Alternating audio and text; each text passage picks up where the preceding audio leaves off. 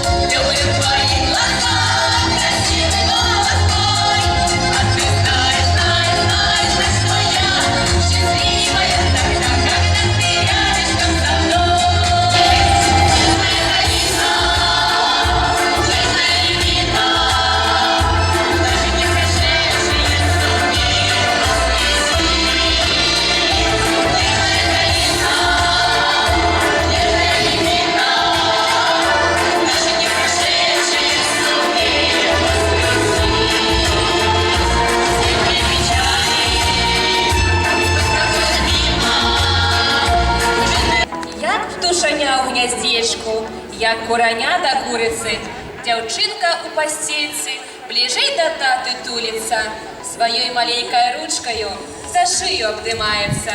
Магчыма, это счастьем батьковским называется.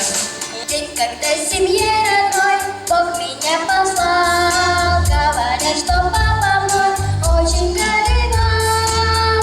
Говорят, 4 дня он не пил, не ел, потому что не меня мальчика хотел. Но ему сказали сразу, это вам не стол заказов, не задерживайтесь, забирайте, что дают. Но ему сказали сразу, это вам не стол заказов, не задерживайтесь, забирайте, что дают.